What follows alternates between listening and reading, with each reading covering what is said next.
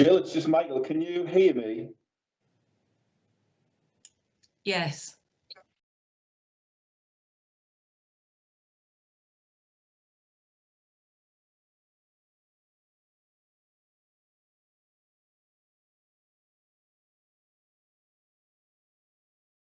Committee takes place on Monday, the 23rd of November 2020, which is being recorded live to the Council's website and will be available to be viewed for a minimum of 6 months.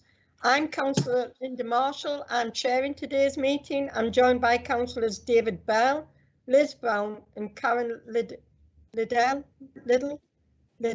Sorry about that. If my connection is lost, Councillor Bell will take over until my connection is restored. Can I remind everyone to remain on mute unless invited to speak by me?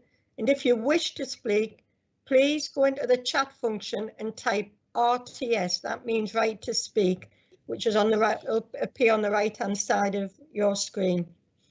So if we can go on to the agenda now, please. So Jill Errington, apologies for absence. Chair, we have an apology from Councillor Blakey. Thank you very much. Any substitutes today? No substitute members, Chair. Any declarations of interest from members?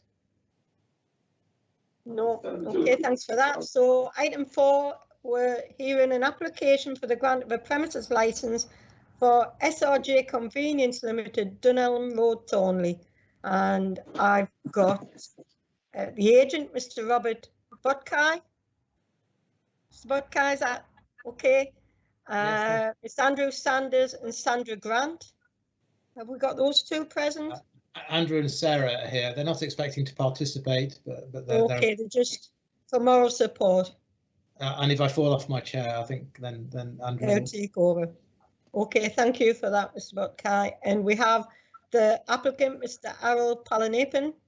We have objectors, Mrs. Kelly, Mrs. Brandling, and Mr. Fisher. Welcome. And we're joined today by the licensing team leader, Helen Johnson, Committee Services Officer, Jill Errington and Lucy Gladders, and the legal advisor to the subcommittee today is Stephen Buston. All 4 members that are here today sit during the hearing, but only 3 of us will make the decision. So I'm going to ask our legal advisor, Stephen Buston, to explain why we do that, and he's going to run through the procedure so you all know what's going to happen. Thank you, Stephen. Thank you very much, Chair. Yes, obviously everyone's aware what we're here to do. We're here to face a determination regarding the grant of a licensed premises. I just need to explain a little bit about the order of play today and try to make proceedings move along as smoothly as possible, because I appreciate that this may be new to a lot of people. So I thank you all for joining us. Thank you for your patience. I'm aware that you've been waiting an hour now, so thank you for your patience. With regards to order of play, you're going to firstly hear from Helen Johnson, the licensing team leader, regarding the application for the licensed premises. All parties will have an opportunity to ask questions of Ms Johnson, but I just ask you to please limit those to questions about her report, questions rather than statements. Everyone taking part today will be given an opportunity to present their own case and to make statements at some stage. So that's important that we stick to questions. After we've heard from Ms Johnson, we'll then hear representations from those parties who have chosen to join us regarding their objections to the application. Again, all parties are going to have an opportunity to ask questions of the objectors. And then finally, we hear from the applicant or his agent, whoever wants to speak there, with questions following that.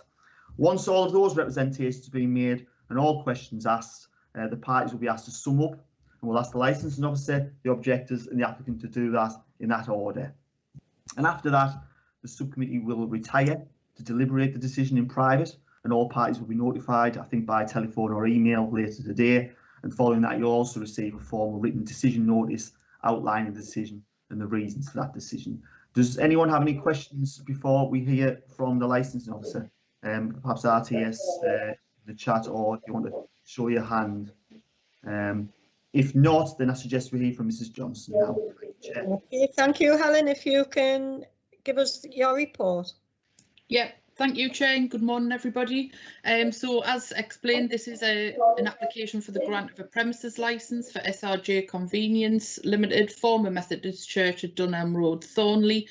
There is a location plan attached as Appendix 2 at page 9. Now, it has been identified this morning that it relates to the wrong premises. So I do, if members want us to, I do have it up on Google Maps if you wanted us to show. It's up to yourselves. I can do that after the report if you wish. So the application is attached as Appendix 3, pages 11 to 25. The application is requested for the supply of alcohol off the premises Monday to Sunday 7 till 11 p.m. and the proposed opening times Monday to Sunday 7 till 11 p.m.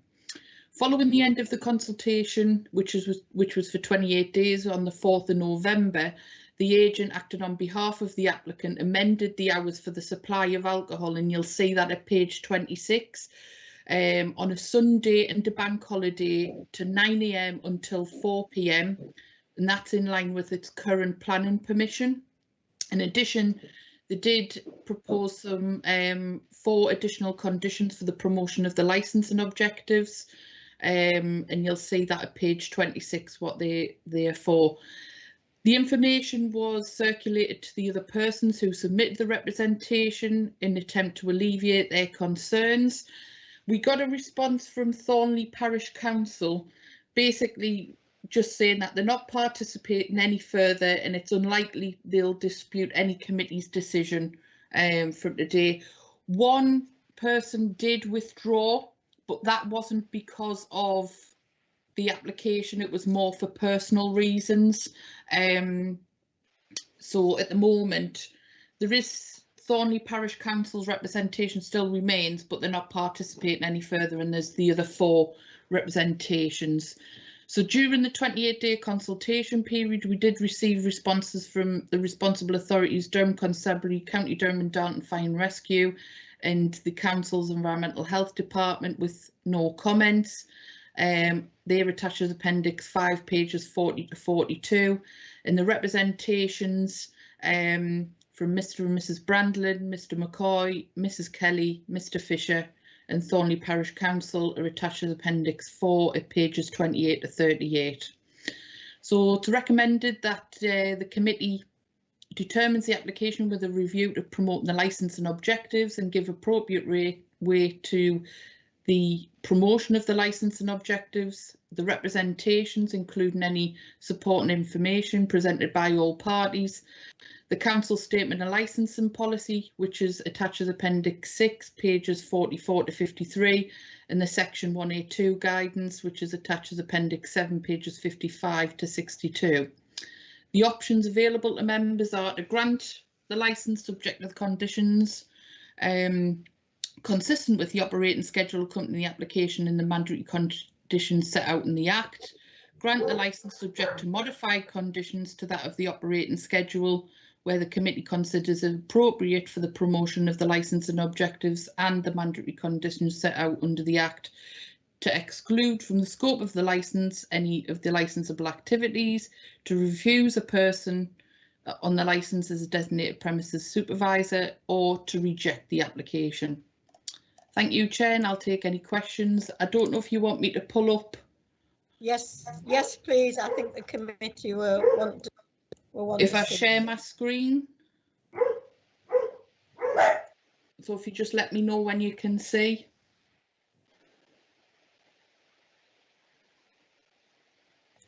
Yeah, we can see that. Yeah, so this here is the former Methodist church. This is where I believe in that. I think the applicant or Mr. Bokkai will be able to confirm that this has now been knocked down and works has been in progress. So this is the premises here. I'll just spin round. This is Dunelm Road.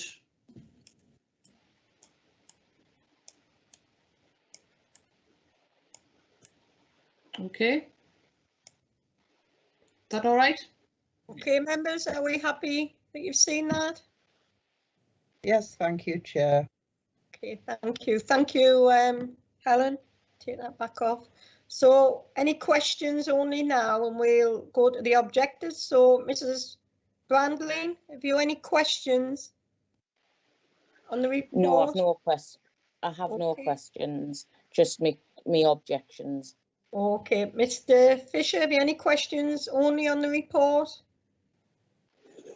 Well, unfortunately, when you moved from the screen there and you were panning around the streets, I couldn't see a thing. My screen went blank. So I understand what you were doing, but for the benefit of the others, I couldn't see it.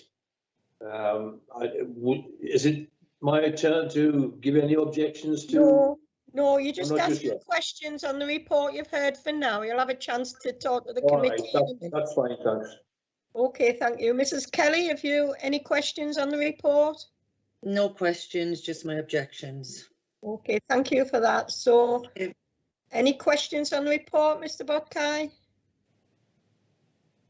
No, thank you. Okay, thank you. Legal officer, have you any comments or questions? Thank No, you. Chair. So now we're going to the objectives. So if I can go in alphabetical order, Mrs. Brandlin first. Do you want to talk to the committee about your objections, please? Yeah, I'm just massively concerned about the hours of the alcohol licence. Thornley itself is just we've just actually had buses stopped from running through the village after 8 o'clock on a night due to antisocial behaviour. This is from 3 villages: Thornley, Whately Hill and Shotton Colby. Also, it's just going to create massive problems. I've put them all in my email to yourselves. I live right next door to the business as it's going to be, and obvious I have a husband, and this is only a very personal reason, but I have a husband who works shifts. I'm not comfortable being in the house on my own anyway, and I understand that's not the seller's problem, but I don't want any further antisocial behaviour around the village. We live in a lovely quiet area of the village, and I just believe it's going to take everything away of the quietness, the niceness of the surrounding area. And I don't believe that anybody needs to be buying alcohol up until 11 o'clock at night. I'm not saying I don't want them to have an alcohol licence. That's not what I'm saying. I just don't believe 11 o'clock at night is an acceptable hour to be selling alcohol. I understand that under 18s are not able to buy alcohol, but they'll get people to go in for them, and we'll end up with underage drinking, because I'm aware from the chain of stores it is that in their other stores the alcohol prices are quite reasonable, and we're going to have mess, we're going to have antisocial behaviour, and it's just something I don't want for the area. Okay, thank you, Mrs. Brandlin. Mr. Fisher, do you want to talk to the committee about your objections? Yes, I do. I don't mind at all, thanks. I endorse everything that Sue's just mentioned there. She's a neighbour of mine, just lives straight across the road from me. And I will say that children of all ages have congregated outside of shops, corner shops, and the likes. And that's a going thing. The concern I have is the selling of alcohol, as that's just been mentioned, up until 11 o'clock at night. And yes, this will be terribly concerned. Are we still live here? Are we still all right? Right, okay. And the antisocial behaviour is being raised in all of these occasions, because you're going to have children congregate around the premises. They're going to have the right up until 11 o'clock. Why the place should be open till 11 o'clock, that beats me, because let's face it, who's going to go in there at 11 o'clock at night to buy alcohol? But nevertheless, hopefully not. But I fear the worst, particularly weekends, Sundays, bank holidays. If you have the opportunity for children to go in there and buy alcohol, you're going to accept the fact that there's going to be a problem with that. I could go on and on, but the alcohol licence is a particular problem as far as I'm concerned, with the antisocial behaviour, the noise that goes with it, and so on and so on. But That really is my concern. Okay, thank you for that. Mrs. Kelly, do you want to talk to the committee about your objection? Yeah, mine are pretty similar to the other two that have obviously spoke. Antisocial behaviour, obviously children buying and getting alcohol will cause a problem. I live opposite. I've been here for what, 13 years, and this is the first time that I've actually had to install CCTV due to the fact of the safety of my own home, and obviously, you know, my property. Like Sue, my husband is a shift worker, and again, you know, I do get worried. You know, we normally see, you know, people coming home from the club. I know it hasn't been recently due to COVID, but obviously coming up and they're drunk and, you know, the urinating and whatever. It just, the antisocial behaviour, I just don't see why you need to have a licence up until 11 o'clock. Again, like Sue, I'm not saying that you shouldn't have a licence, but 11 o'clock just to me is just, it's just not ideal. I think, I know what it's like to be young, and I know, you know, trying minors to try and buy alcohol, it can be detrimental to them, you know, to the area. We live in a quiet area, and I just don't see the point of the licence up to that time. It's just ridiculous. But antisocial behaviour, youths, etc., are one of my main worries, and that's why, you know, CCT was installed on my property. Okay, thank you, Mrs. Kelly. No, thank you. Any questions? Sorry, no, we have Helen Johnson to ask questions now. Any questions, Helen? I was just going to ask, and it might be members maybe asking it, but does anybody, I know you're saying 11 o'clock is unacceptable. What, to you, what is acceptable? Me personally, I would say 9 o'clock. I mean, I know the co-op at Wheatley Hill, I've obviously checked out, and they're open till 10 o'clock, and their licenses are 10 o'clock, maybe 10 o'clock. 9 personally. I know that Tom shot down the bottom, he has a license up until 8 o'clock. So it's not like they can't get alcohol, you know, they have from like 8 till 10 o'clock. I think that would be around about, you know, acceptable, obviously, to me personally. Yeah. Helen, any more questions, Helen? No, Chair. Thank you. Mr. Botkai, have you any questions on what the objectors have said? No, thank you. Thank you for that. So, members, any questions from members? I can't see any RTSs in the chat function. So Karen? Susan Brandon's got a hand up. Sorry, Susan, were you wanting to answer a question or? Yeah, I was just going to say, like on the back of what Mrs. Kelly's just said, I didn't get the option to say, but I believe 8:30, 9 o'clock is as late as a licence should run, an alcohol licence. Okay. Can I comment on that as well, please? Yes, certainly, we'll take note of that. So what after Oh, Chair, sorry, Chair, Mr. Fisher wants to respond to that question as well, Chair.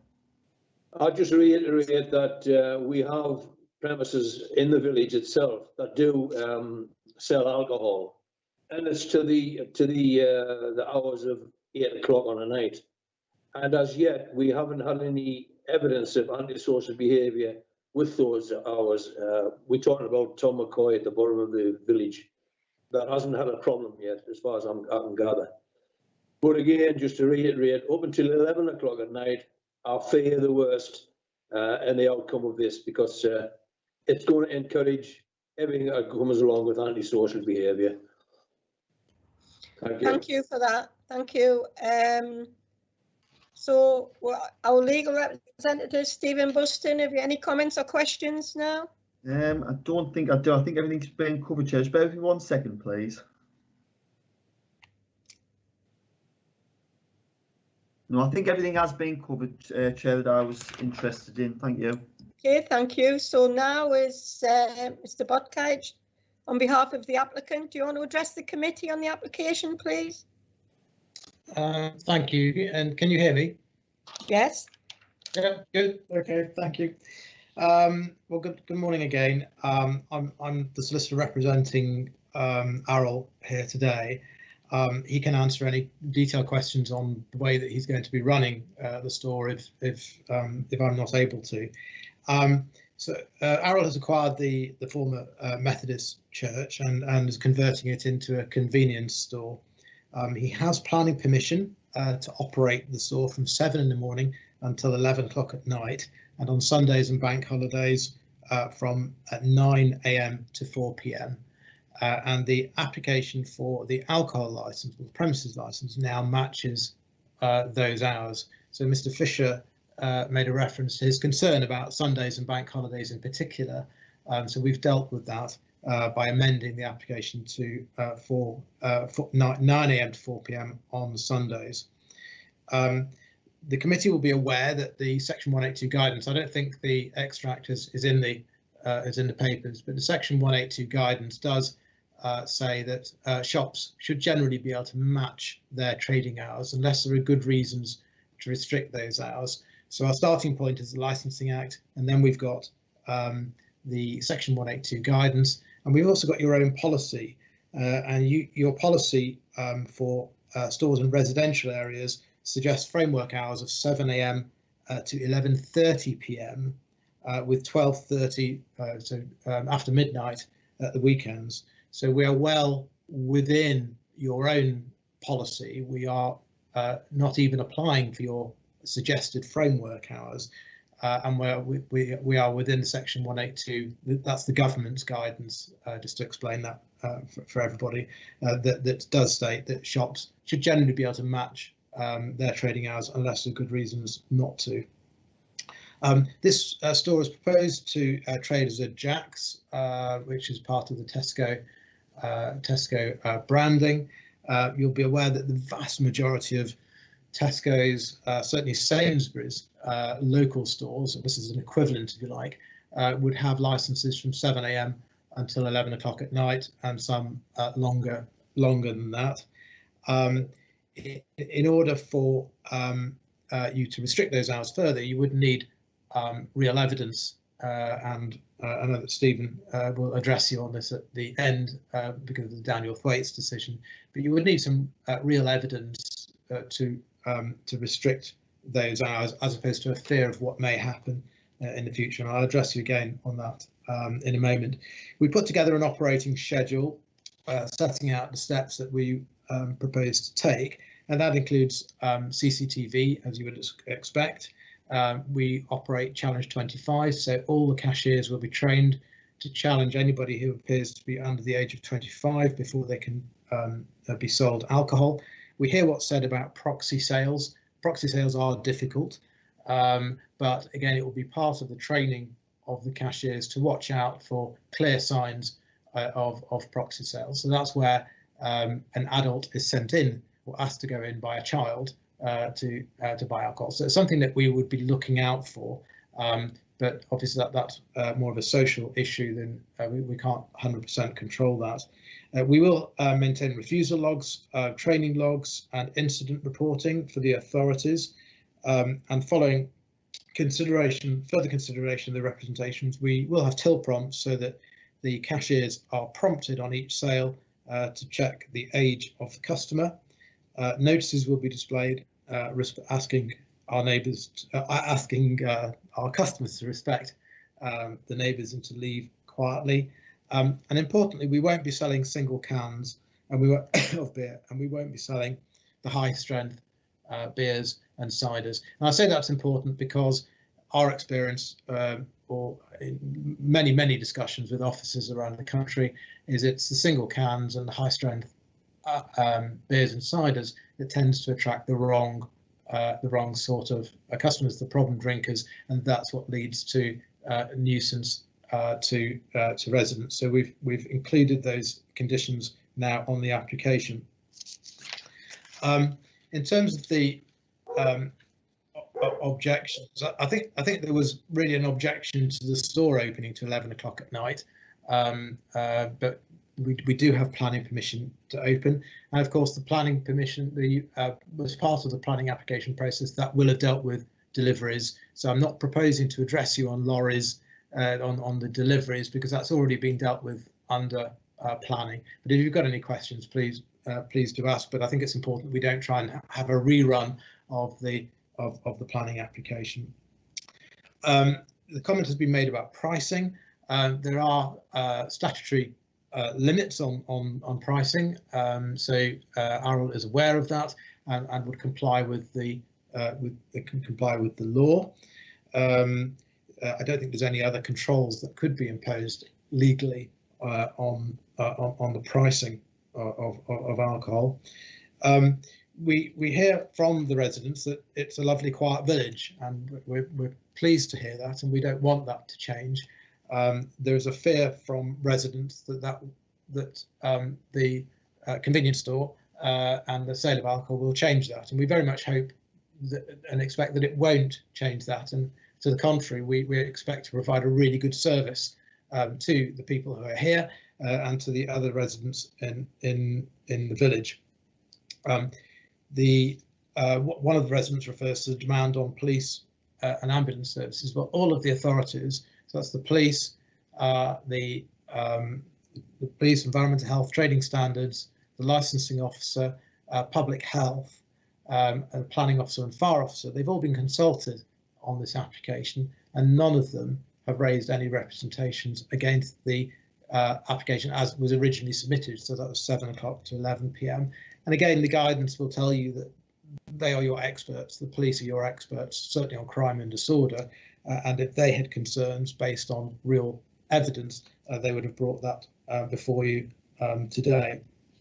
There's a concern that the conversion of the chapel to a store is disrespectful. There's certainly nothing disrespectful about this at all, and of course that wouldn't it wouldn't fall within any of the licensing objectives. The store is due to open on the 27th of November. There will be a minimum of 2 staff at all times. There are going to be 3 tills in the shop, so there's likely to be 3 people there at any one time, but certainly a minimum of 2. Arrol has experience of running 3 other shops. He also runs some petrol stations, and together with his sister they have petrol stations, and so this is an experienced operator, and he will hopefully, well, I'm sure, want to build a relationship with his neighbours, so that they can see the good service that's supplied. It's really important. I've appeared before you as the committee in real times in Durham on several occasions, where we've heard from residents who have a fear of what may happen if we are granted the application that we are seeking. And in fact, the previous applications I've dealt with before you were all for 24-hour licenses on petrol stations, and on each of those occasions, I did make a point of saying, well, look, we believe that your fears won't materialise, but if they do, then please contact us, because if we don't do something about it, then there is a remedy, which is the licence review, and it would be very apparent who is causing the problems. And I can confirm I've not received any contact from any of those people that we met at the hearings before you, and those licenses are still active. So the case here, we're not applying for 24-hour licence here. We're applying for 11 p.m. And much shorter hours on Sundays.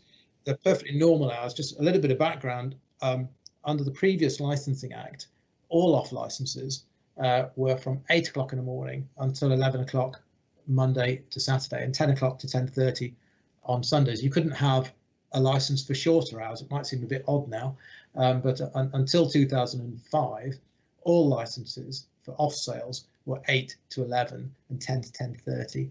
So if a picture is being portrayed that somehow our application for 11 p.m. is longer than normal, it's not. The vast majority of off licenses would allow the sale of alcohol from up to 11 o'clock at night. That doesn't mean every off license or store uses those hours. Some will close shorter because there's no trade, but most licenses will be 11 p.m. So to cut the hours to 8:30 or 9 o'clock would, in my submission, be disproportionate based on the evidence that we've had today.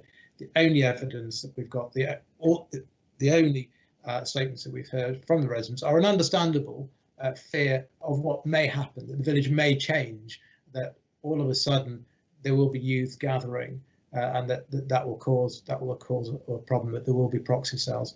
I'm afraid that doesn't pass the Thwaites test of real evidence, and that could only really occur on a review. So I very much hope that the committee will grant the licence, which in accordance with the planning permission hours and the conditions that we've put forward. We're very happy to discuss anything else that the committee may have in mind, but I would ask that if there are different wording or different conditions, that I be given the opportunity to readdress you. Thank you very much. Okay, thank you for that. You'll have an opportunity at the end to sum up as well if after the questions. So we'll go to licensing team leader now. Helen, have you any questions? Nothing, Chair, no. Okay, thank you. So we'll go to the objectors, alphabetical order again. So Mrs. Brandlin, have you any questions on what's been said? Yeah, sorry about that. Just that I understand that what the solicitor's saying, that there may not be any legal reasons why they shouldn't have a licence until 11 o'clock at night. I'm just hoping that they take the local residents into consideration. So, sorry, Mrs. Brandlin, have you a question? It's questions only at this point. You have a chance to talk to the committee again. Okay, thank you. Mr. Fisher, have you any questions of the applicant at this point? Yes, I'll just continually repeat myself. I don't agree that 11 o'clock at night is an appropriate hour to work. Can you put that in a question, please? We're taking questions only, Mr. Fisher, at this time. I see. No You questions. have a chance to talk to the committee again before we finish. I would like to have a word with Mr. Patkai. No questions. Mrs. Kelly, have you any questions? No questions. Thank you. Okay, thank you. Members, any questions? Councillor Brown, you have a question? Yeah, it's regarding the site. I don't know whether Mr. Bodkai will be able to answer this. He's talking about CCTV. It is a very large site. Will there be CCTV on all four sides of the building? Okay, Mr. Palanapan, do you want to answer that one? Yes, please, if you don't mind. We've got 32 cameras, 24 inside and 8 outside, which covers every single road that comes in, goes out to the store. So yes, 32 cameras all over the premises. The bit I was particularly worried about is the bit where the hedges, where the bungalows are next door to the premises. I noticed there's a small space in between there, and I think you'd probably call it the rear of St Bede's Way. Will that be covered by CCTV? Absolutely, yes. Behind the church, nobody could get in. It's going to be private access. It's only going to be staff access, so we don't have to worry about that. It's only the front of Bede Crescent and Dunham Road, which are all already very well covered by the CCTV. Yeah, I do worry about blind spots, but thank you very much, Mr. Palanapian. Yeah, thank you for the question. Thank you, Mr. Palanapan, for answering that. So no more questions from members. So we've got the legal officer. Have you any comments or questions? Just something that I noticed hasn't been covered up. Perhaps it wasn't the written representations. What other goods are you proposing to sell? Is it your standard convenience store groceries, Mr. Palanapan? Hi. Yes, Mr. Burston, it's going to be like a Tesco Express. It is a Jack's branded shop, which is also part of Tesco's. It's only a franchise, if you like. So if you have any problems, if you write to Tesco's, they will respond to you as well. But predominantly we sell food, fresh food, produce, baby food, baby milk, groceries for household and stuff like. Yes, alcohol is also one of the a department that we sell, but it's not the only department. It is more like a Tesco Express, if you like. Okay, thank you for the question. Thank you for answering that, Errol. So we move on. It's a final chance for the objectors and the applicant and the licensing team to address the committee. So I'm going to go to Helen Johnson first. Have you anything to add? Nothing further, Chair, no. Okay, thank you for that. So objectors, it's your final chance to talk to the committee, and we'll go to Mrs. Brandlin first. Have you anything to add? Nothing further than what I said previously. Just like I say, if they could just please consider the local residents. We have a lovely village and we don't want to change from that. Okay, thank you. Mr. Fisher? Just a one for Mr. Botkai with regards to comparisons between supermarkets and the dwelling across the road from where I live, the new convenience store. Yeah, there's no comparison whatsoever in terms of these two. We have, and you mentioned about a quiet village. It is a very quiet, sleepy village, and I fear that because of this licence and hours, that will drastically change. We haven't any evidence as yet, but when we do get the evidence of unsocial behaviour, it's going to be too late. So the purpose of raising these questions is hopefully we can nip it in the bud before it starts. Thank you. Okay, thank you for that, Mr. Fisher. Mrs. Kelly, anything to add for the committee? No, just the fact that, like Sue and the other one have said, with regards to it is a quiet village and we are your neighbours, so therefore, you know, we have to sort of live and shop together, you know what I mean? Just be a little bit considerate with certain things. But no further question, no further. Okay, thank you for that, Mrs. Kelly. Mr. Botkai, it's your final chance to address the committee. Thank you. Thank you, and really appreciate the comments from the residents as well. In terms of CCTV, Errol will double check the blind spot that you refer to, but 32 cameras is just about a record as far as I know for a store of this size. That's quite staggering. Look, I completely understand the concerns and fears of the residents, but the way that licensing works, it is generally a permissive piece of legislation with what I refer to as a sting in the tail, and the sting in the tail is the license review process. So we don't believe that the sale of alcohol until 11 o'clock at night at this location is going to cause antisocial behaviour, going to cause crime and disorder in the area. Now, the residents think otherwise. Obviously, nobody has a crystal ball, so there is no evidence. And I sympathise that there is no evidence that it will happen or that it is even likely to happen. We would have needed the police to come to you with crime data for the area to say, well, look, this is likely to happen or that's likely to happen. So there is none of that evidence here. But the way that licensing works is that if the committee is minded to grant the 11 p.m.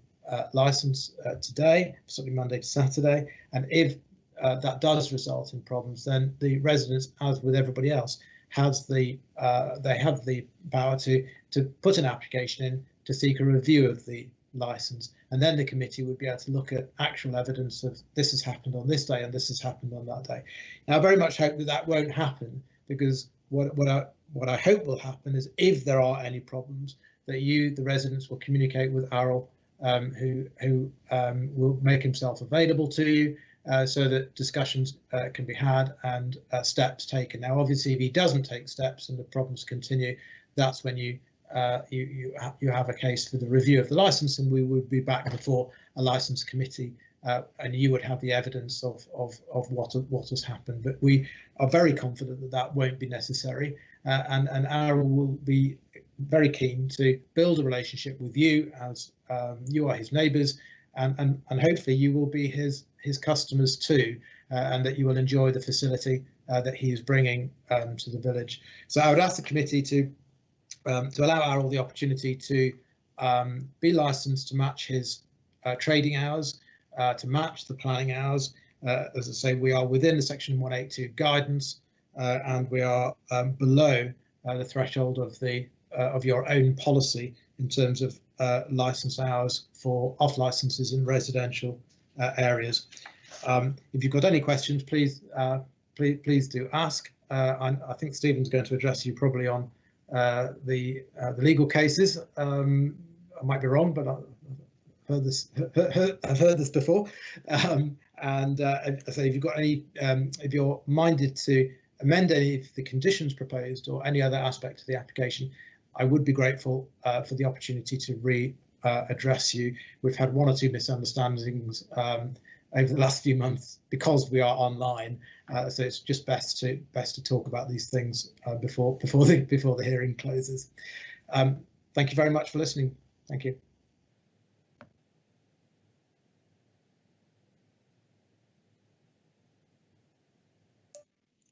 Jill, it looks like we've lost the chair. Councillor Bell, are you able to take over? Yes, I am, Councillor Bell. Yes, obviously we've heard that. Is anybody in the season? Stephen will come in with the legal side. Can you do that, Stephen, please? Yes, of course. We'll try and work out what's happened with Councillor Marshall. I don't think it affects. She's heard all of the evidence, and I think she's aware of the summary from Mr. Buckeye anyway. I think she's aware of all of the factors that he's pointed out. Just addressing the committee, Chair, you've heard from all the relevant parties now. You need to deliberate regarding the evidence, your decision and the reasons for your decision. You have the written representations of those objectors that haven't given verbal evidence, and you've heard the verbal evidence of some of those objectors, and you've heard obviously from the applicant and his agent. You need to attach the appropriate weight to each representation. I'll be able to give you legal advice regarding the decision, but ultimately you need to set your mind to the question: is this licence going to undermine the four licensing objectives? Mr. Buckeye has alluded to the issues around the representations that have been made and the case law. I don't think I need to go into that in great detail because I know that the committee are trained on this. I know that you're well aware of the case law and the issues around the Thwaites case and the threshold for real evidence that needs to be produced rather than the fear of things that may be going to happen. I ask you to make your considerations in private. Obviously, you've got to have due consideration of the Council's statement of licensing policy, which has been alluded to, and the Section 182 guidance. I know you're familiar with that committee. I'd just like to thank everyone for the patience in taking part in today's hearing. I know there was a delay. Everyone's input is greatly appreciated, and it will be taken into account. I can assure you that. I hope you all feel you've been given ample opportunity to express your views. It's now a matter for the subcommittee going away to deliberate. If you can make it clear, Councillor Bell, which three councillors are going to do that, just for the benefit of the minutes, because it's only three councillors that make the licensing decision. Thank you very much for that, Stephen. Yeah, there will only be three make that decision. Councillor Brown will leave us, so it'll be the others who will make the decision. Happy with that, members? Well, can I thank everyone for coming along and giving the evidence and one thing or another, and I'm sure we will take all aboard what has been said when we make our decision. And thanks very much for attending today, and can I apologise again, as we've already done so, for the delay in the meeting starting. Thank you. Chair, Mr. Buckeye wants to come back in. Right. Sorry, I may have missed this, but are you proposing to give your decision now, or do we wait for you, or? No, so somebody will be in touch, Mr. Buckeye. That's how we're doing things now, because we don't want to keep this meeting running on and on and on. It may be, significant deliberations. Somebody will be in touch with you by the end of the day to let you know the decision, and obviously you'll receive the formal written decision notice as well. Stephen, can we just mention, because it's live, if anybody who's in the public who wants to know the decision, if the email licensing, so that's licensing@durham.gov.uk, and we'll be able to supply the decision. I think that's it. I think we bring the meeting to a close for now. Okay. Thanks very much, and thanks for your attendance, and we will make that decision and we'll get back to you. Thanks very much. Thank you.